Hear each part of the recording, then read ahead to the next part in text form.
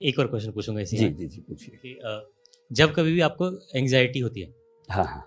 तो आप उस एंग्जाइटी को ख़त्म करने के लिए इंस्टेंट सॉल्यूशन क्या करते हो और लॉन्ग टर्म इसका सॉल्यूशन क्या हो सकता है? एंग्जाइटी मतलब उसके बाद से ऐसा नहीं कि मुझे कभी हुई नहीं, एक आध दिन कभी 2 घंटे आधा घंटा सिचुएशंस आती हैं ऐसी जो नॉर्मल बातें हैं।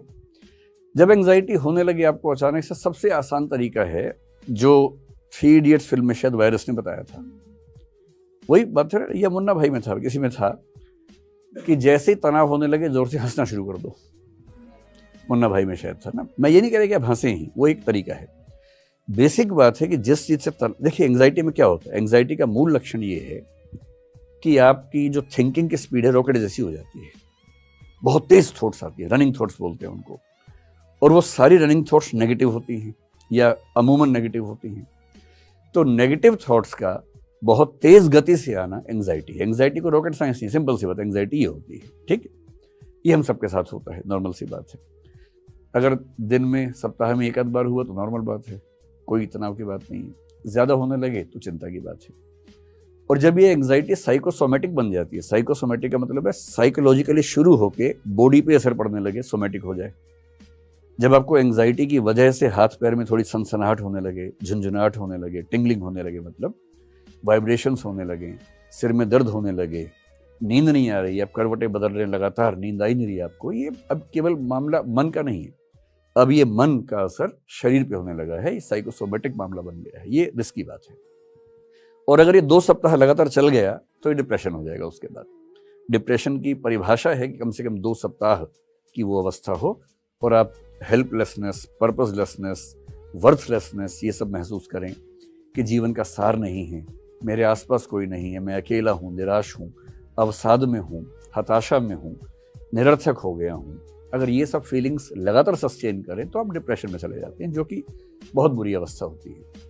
तो कभी आपको एंग्जाइटी हो, उससे सबसे आसान तरीका है ठीक उस समय एंग्जाइटी जैसे शुरू होने लगे उस विषय पर सोचना नहीं है, काम इतना ही करना है। पर इतना आसान नहीं, आप जिस पे नहीं सोचना चाहेंगे सारे विचार उसी पे आते हैं उस समय। तो अगर मैं कहूँ कि मेडिटेशन कर लो, वो सब उस समय होता नहीं है, मुझसे तो नहीं होता है, आपसे शायद हो जाता हो, मुझसे तो नहीं होता है।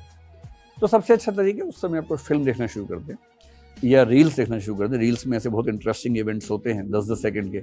मैंने पहली बार अभी इंस्टाग्राम 4-5 दिन पहले या 10 दिन पहले ही डाउनलोड किया, तो एक दिन गलती से रील चल पड़ी, तो मेरा बड़ा सही चीज़ है तो अब मैं दिन में 2-4 बार 5-5 मिनट रील्स देख लेता हूँ। उसमें बहुत जोकर टाइप के लोग भी होते हैं, बड़ी हंसी आती है, हंसी मजाक भी, कभी डांस देख लिया, कभी कुछ देख लिया, लेकिन कुल मिला के मन लग जाता है। तो अगर आप रील्स रात दिन देख रहे हैं तो दिक्कत है, लेकिन 1 घंटे में 1 मिनट रील देख के अगर आपका मन बहल जाता है तो क्या बुराई है। तो जब भी ऐसा एंग्जाइटी जैसा हो, कुछ तुरंत दिमाग बदलिए, कोई गेम खेल लीजिए। सबसे अच्छा है रनिंग कर लीजिए या जॉगिंग कर लीजिए या तेज गति से चलिए। देखिए एंग्जाइटी नेगेटिव हार्मोन्स को बढ़ाएगी, इतना ही करने की पॉजिटिव हार्मोन्स को ले आना है। और पॉजिटिव हार्मोन्स कैसे आते हैं, अगर किसी से मोहब्बत करते हैं उसको फोन कर लीजिए, ऑक्साइटोसिन रिलीज हो जाएगा। ऑक्साइटोसिन क्या है, लव हार्मोन है, उससे आप अच्छा फील करते हैं।